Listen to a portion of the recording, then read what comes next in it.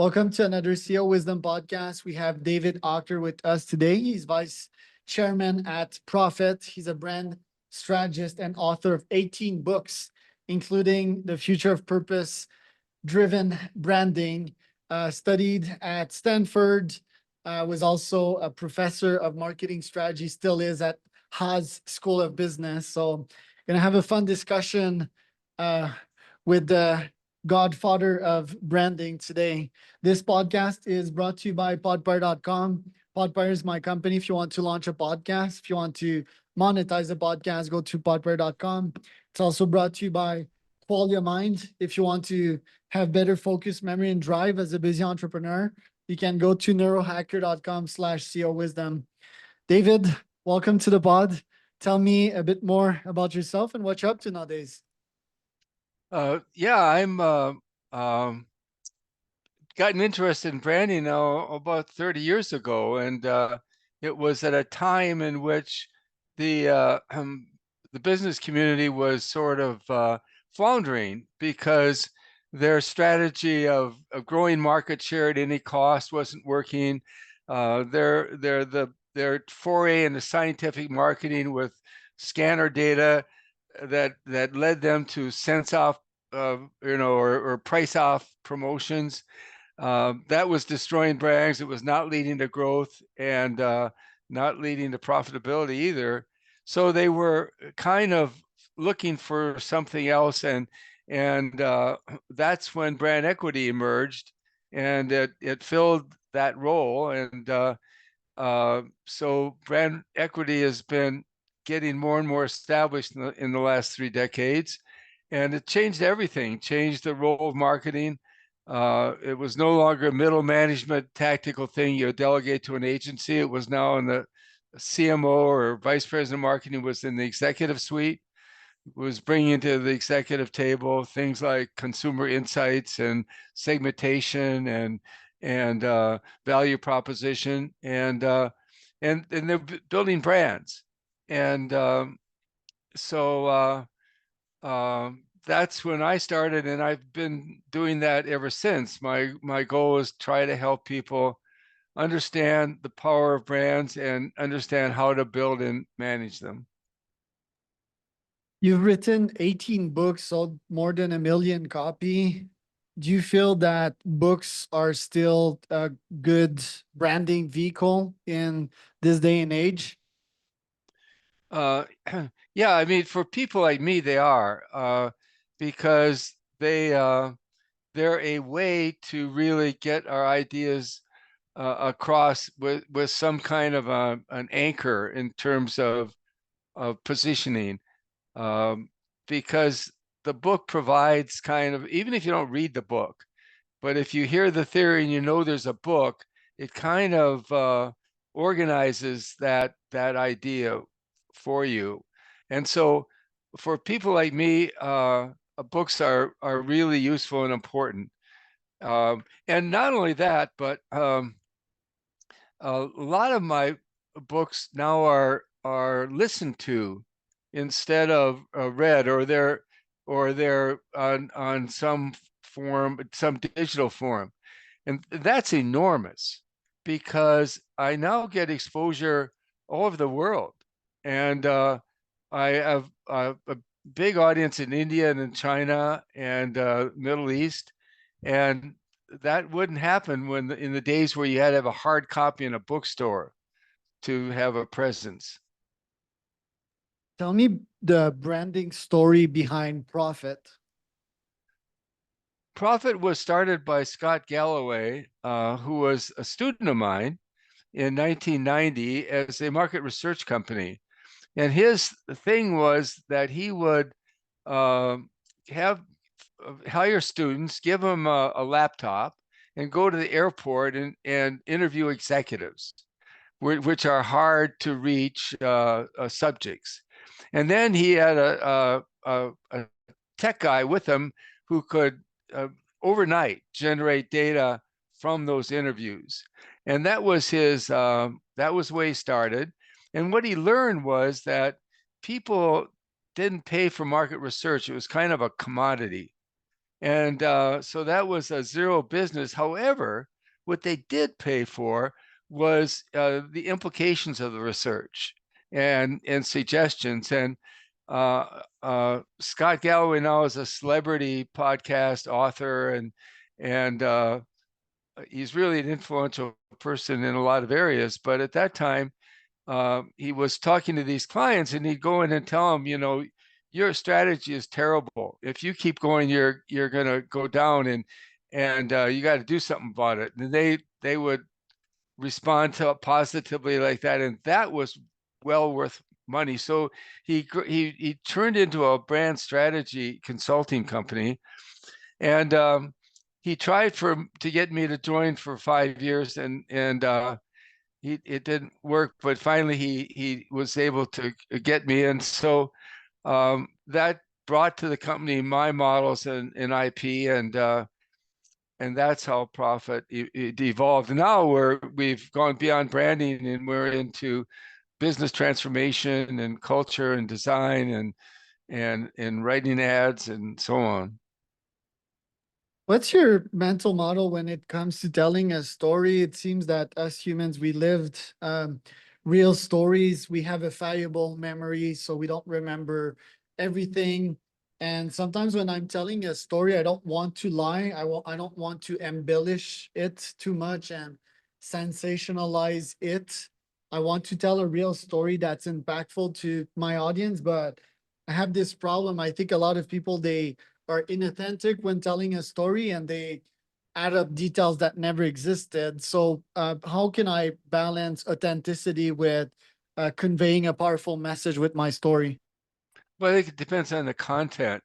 And my last book is on creating signature social programs that provide energy and an image lift and engagement to a business, and therefore justifying their supporting this social program over a long time period. And for example, there Barclays was a bank at one time, the least trusted bank in the least trusted industry in the UK. It was after the financial collapse, and they were blamed for the LIBOR part of it. And uh, they tried everything to get their trust back, because for a bank, trust is pretty important. And so they tried everything, didn't work. Trust us, we're now trustworthy. We have these programs, and anyway, we weren't only to blame for the collapse. It wasn't our fault, and nothing worked. And then they developed a social purpose that they were going to help people be their best, and so they had their employees develop programs around this. And one of the programs was the Digital Eagles.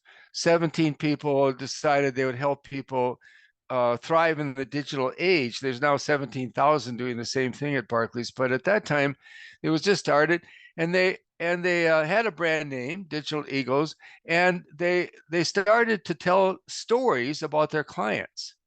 One was a guy named Stan, and he was uh, a avid football player who hurt his leg, and he couldn't play running football, but he could play walking football. So he got enamored with this, and he got the Digital Eagles to help him build a website to advance the sport and have tournaments. And then they made a story out of that. And so the story they told was his story. And you got to know his wife, you got to know his grandson, you got to know his mates, you got to know him. And the story was really intimate. It was 3 minute video, and that story and a couple others like it caused trust to go up 35%. It really, finally, we're able to crack the code. And the code, it all came from stories. I mean, they didn't say that, we're nice guys, we have the Digital Eagles, and you can now trust us. They told the story of a guy that was helped by Digital Eagles. And that turned the corner on trust. And so the question that I get asked in that context a lot is, if you're creating stories and signature social programs in order to help yourself, to help your energy, to help your image, to help your engagement, that's cynical. That's not authentic. So the answer is that you have to be really authentic. You have to have passion. You have to believe. You have to be knowledgeable. It can't be just some money you're dumping in that direction. And if you, the digital ego's now been around for 10 years, and you know uh, and anyway, their story does not engender the phony, just selling me. It doesn't engender that kind of indicators of inauthenticity. It because they're passionate, because they're committed, because they really believe in this thing. I mean, and they're growing the thing from 17 people to 17,000 employees. And um, it it's transparently not inauthentic. Right. What you're probably saying also is that I think most humans are great storytellers. It's passed down through genes. That's one way of communication that we had as tribes to make sure that information was passed down to the next generation. What I feel some people might be stressed out about nowadays is actually being transparent and being out there and telling their realities out there with the cancel culture. They're afraid of taking risks. Talking about risk, I'm seeing here on your LinkedIn, you put out great posts. And this one here, I remember that ad that was placed about 1 or 2 months ago. Apple's crushing iPad story. I never really got the ad actually, like why they had to crush all of these things. What was your opinion on that one? What was the logic of Apple and Tim Cook to give the green light on that one, and why did it backfire? I think the ad was a good one. I mean, I think from a creative point of view, they wanted to show how you can compress a whole bunch of things into this tiny little chip. And so they physically said, well, we'll just show the shrinkage of a lot of things into a small little compact thing. And they did it with a lot of flair. It was great cinematography, and it was just a well done ad. But it, it what they didn't realize is that there's a another interpretation of that ad. I mean, they're so focused on their objective and so on, they didn't just what's the you know, and that's you come up with new brand names, and you have 4 or 5 great names. You don't pick one. You go out there and say, what when we say this name, what associations come to mind, and then you learn, oh, we can't pick that name. It's such a simple thing, and it's unconscionable they didn't do that. And if they would have done that, they would have discovered, oh no, another interpretation and that others might make is that this has got all kinds of terrible things, that you're destroying whatever people, you're destroying people, you're making them. Oh yeah, the associations were terrible, and they could have easily discovered that. Right. Maybe they took inspiration from these crushing videos, like talking about like iPads or iPhones being crushed or blended. These are getting like viral views on YouTube for a while. And yeah, it really seemed like they were destroying artists' livelihoods. Um, and yeah, it's interesting that like big corporations like that might lose focus and they didn't have actual focus groups to A/B test the ads on and see what would people's opinion be. But another thing that I'm observing here is that people look quite sensible, and people seem to be easily offendable nowadays. Do you feel that this cancel culture is gathering momentum, and what would that mean for brands when you have people that may destroy brands in days? For example, the Bud Light LGBTQ thing, right? That seemed to have backfired. They lost probably $1 billion in a couple of days. Do brands need to keep on taking risks or should they be more conservative and risk like not making any ad dollars out of their new ads? That's a really good question. And I think that there's no general answer. I mean, I think that you have to evaluate each situation. But one thing you have to keep in account is that if you offend people that are not your customers, that's okay. I mean, let's accept that risk. But if you're offending people who are your customers, like the Bud Light did, then that's a problem. But if you offend people that aren't your, I was on a panel once with Knight of Nike, and somebody in the audience, Phil Knight, somebody in the audience was complaining that he was running ads that were really offensive to women, and he basically said, I could care less what you think. He didn't use these words, but he basically, I could care less what you think. You're not my target audience. My people like that ad. And then they famously ran an ad about this football, the quarterback that Kaepernick that knelt, and they tried to make him a hero from that, and people were aghast because that was so controversial and so unnecessary. Their sales went up after that ad. So it's there's not a simple answer, but it's a really good question. I think you're right. These days, the risk is higher, and the avenue for a safe route is narrower. Right. And talking about that football player, I'm not sure if it's him or another, but I think they lost their livelihoods after kneeling. Some player was branded as this person that started that, and no one wanted to have them on their team after that. Yeah, he was a quarterback for the Super Bowl. Is Colin Kaepernick?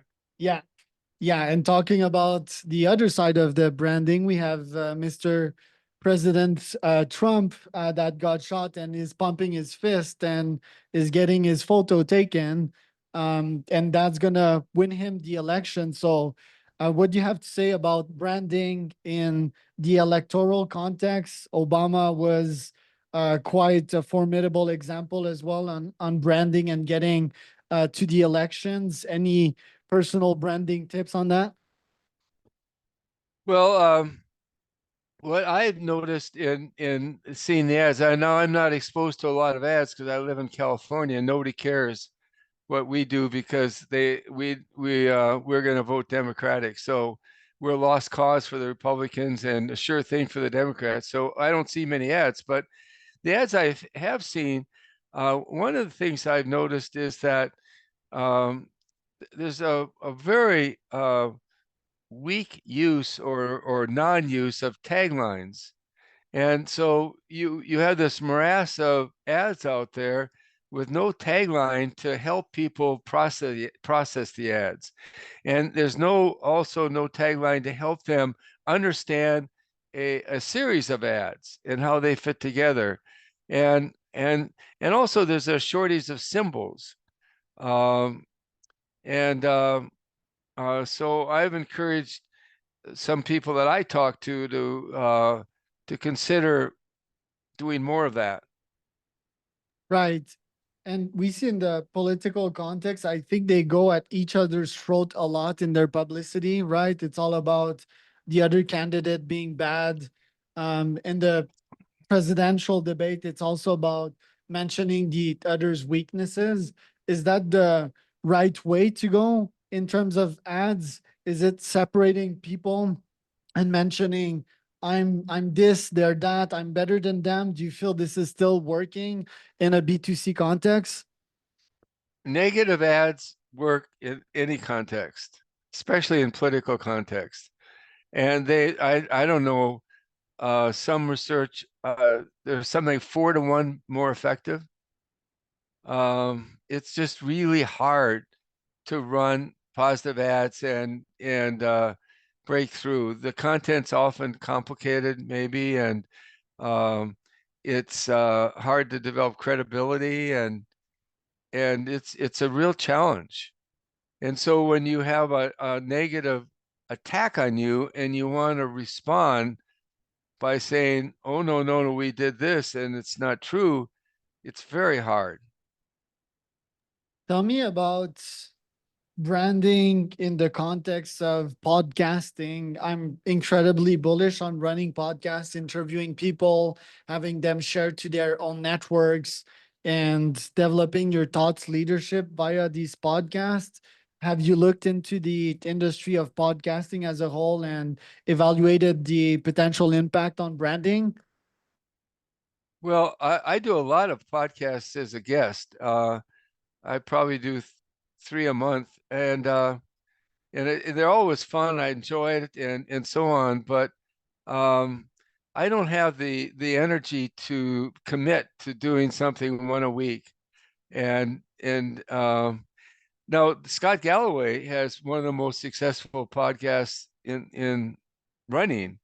Um, I don't know. He's got the highest rated political thing, I think. Anyway, uh, but he does three or four a week, but he's got a staff of 10 people that support him.